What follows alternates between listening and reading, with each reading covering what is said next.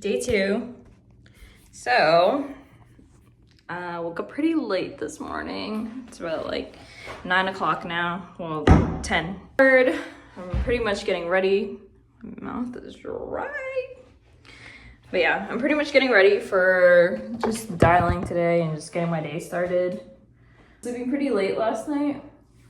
So, kind of fix just like my sleep schedule.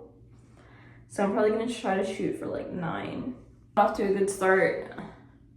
And I say that because other people have already started dialing. I mean, I'm not worried about what other people do, but yeah, I'm like 2 hours behind. And then looking at some of the numbers last night, I did like 6 hours. Other people did like 9.5, 10 hours. So it's a few hours that I don't ever get back. And that's time that you can't really undo, redo, however you want to do it with myself. But yeah, the goal is 2 more deals today. 2 deals at least minimum. Like that's my minimum requirement for myself. Most likely I get it because I'm starting earlier than yesterday. This is about 2 hours early. Yeah, but spent my morning. Ty went to, where did he go? He went to go shadow for work. I am today just gonna be dialing. Listen to a lot of Andrew Tate. Pretty much don't surround yourself with losers. And, you know, obviously we all heard it, like you are the sum of the 5 people that you hang out with. And yeah, like I'm not trying to be a fucking loser this year. I've been a loser for too long, and you know, like one point you just get tired of your own fucking shit. And I don't mean to cuss, but you just get tired of your own shit. So day 2, I just didn't go to the gym, nor did I sleep early or wake up early, but that's on me. You know, I hold accountability for my own self, and then I'm gonna try again tomorrow and actually prepare myself and set myself up for success. Probably set my clothes up for the night, put an alarm. But you know, when you are fighting with like depression and just financial issues and stuff, your mind and your body just needs rest. And especially like if you're constantly talking for like 6-7 hours straight, yeah, you get really tired. So I am not gonna let that stop me. I'm just gonna keep pushing forward and we're gonna keep doing this. Yeah. So I'm about to start dialing. Got my setup here. Cup of coffee. I can't forget this. So what I be running on sometimes, just a cup of coffee and just the vibes. But yes, so yeah, I'm excited. I'm always excited just to kind of dial. I think I'm getting more of like the hang of it, and people are actually staying on the phone with me longer, and I'm holding more conversations. So I've done sales before, but this type of sales, let me not get that glare.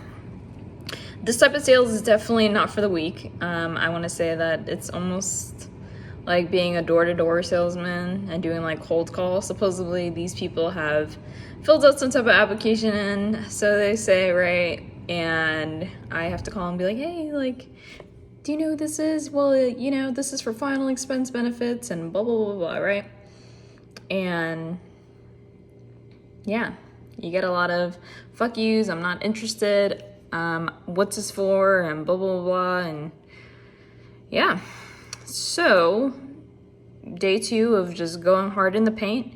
Everyone on the team has been printing money. Like yesterday, I think we made like over 10 grand. I want to say close to like 15 with just like the team just putting in their all. Like some people got like 2-3 deals a deal, and yeah, it's just like the hours that were like put in. So we're all going hard in the paint here. So right now it is 10:30 and I'm about to start my back-end day. Well, I'm about to start. Bye. Sir? Who? You listed your children as your beneficiary? No, I'm not interested. I don't have children. I'm sorry, you don't have any children? Nope. Oh, so if anything were to happen to you, Mr. Donald, who would be in charge of your final expenses? Nobody really. Nobody really?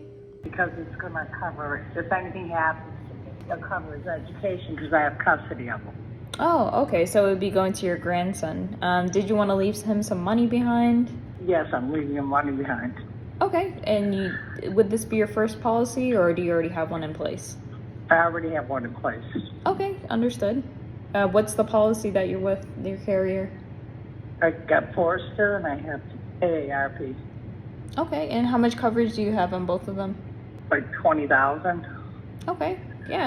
So I took a little break from dialing, and we're making chicken wings. Ty requested teriyaki chicken because I have some leftover fried rice here. And we're waiting for the chicken to cook. It's my teriyaki sauce. And you can see to the camera. Anywho, had an epiphany earlier. And yeah, I was telling Ty that I don't know how I really feel about staying in this if he's not going to be a part of it with me.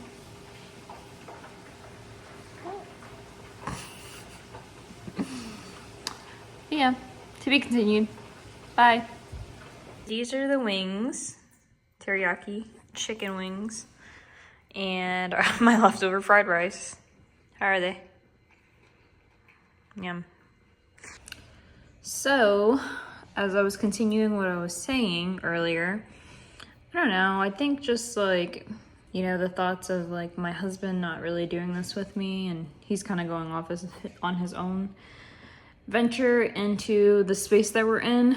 It's not that I feel like I'm not my own person, you know, because we obviously are two separate entities and we have like our own identities and our own lives, right? But I think because like he had brought me into this, he knows like one of the managers, and I don't really have that rapport with them. I don't feel, I want to say super inclined to be here. It's, you know, like you don't really feel like a loyalty. And I was telling him like, hey, you're my husband and I have this loyalty to you, not to anybody or this company or whatever, right? And I think it goes back to like building like that rapport and like that relationship. You don't really have that relationship with them like that. Like, yeah, I talked to one of the managers and like we're pretty cool, but like it's not enough to be like, okay, well, I'm helping you build this company from the ground up. Like, what do you need from me? How I'm of service to you? It's more of like I'm just kind of like a worker. Versus the last agency I worked with, yeah, I pretty much helped build it from the ground up. And I had a big involvement in that.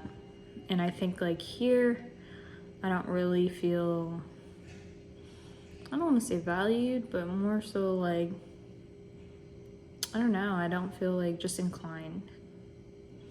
Like the people are great, don't get me wrong, but it's like, I don't feel like it's my soul tribe. Like the people like I'm ready to prosper and like make this money with, and like don't get me wrong, like I've made money with them. But I don't know, I kind of feel like something's kind of missing. But I'm gonna get back to dialing for at least an hour. And yeah, today was a bit rough. Just a lot of realizations of just between like just where I stand right now, and like I said, like I do want to go full time with this, and I'm just gonna give it my best, right? Even in these moments where I don't feel too hard, I don't really feel like I'm like doing much or whatever. I still want to do this content stuff, and yeah, I'm still gonna show up. So back to it.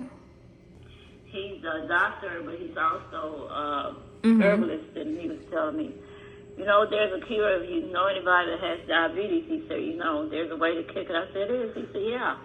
And so he gave me the website, and I can't even remember it, but that's how you do it. A lot of people don't know it. Yeah, it has to do with the something to do with the cayenne pepper, couple other herbs that'll do it. So yeah, no, not a lot of people know that you can be cured just by food itself, you know. And I believe in holistic medicine, like, but I run into a lot of people that have like diabetes on here, and you know, if I can give them a cure, why not? That's true. And I tell you something else. One of my church members was the one that mentioned to me to tell him to go to Everman said it's a health food store, and get the black seed oil. And so she said, well, you know, I'm going to tell you. And she said, you go and get it for him. She says, $19 a bottle. She said, you take 2 teaspoons, one in the morning and one in the afternoon, or one before bed. And she said, I'm going to tell you right now, it's going to help their dialysis. She said, because they had told her kidneys were bad. So she said, she didn't go. She did. I know she went once or twice, and she said, no, I wasn't dealing with that. So a friend of hers told her about the black seed oil, and she said, I haven't been to the doctor in over 5 years. Wow. She said, I don't have to go to the kidney doctor no more, none of that. She takes that black seed oil, 2 teaspoons. Yes, one in the ma'am. morning and one in the afternoon. And she said, you will see the numbers come down and everything. So I told him about it. So I think I think it's going to help him. So, no sales today, but tomorrow's another day to restart and try again. Yeah, I wasn't really feeling it today, to be honest with you. But that's okay. We always got tomorrow. Well, if God wakes me up tomorrow, then he will. And yeah, I'm pretty much gonna call it a night.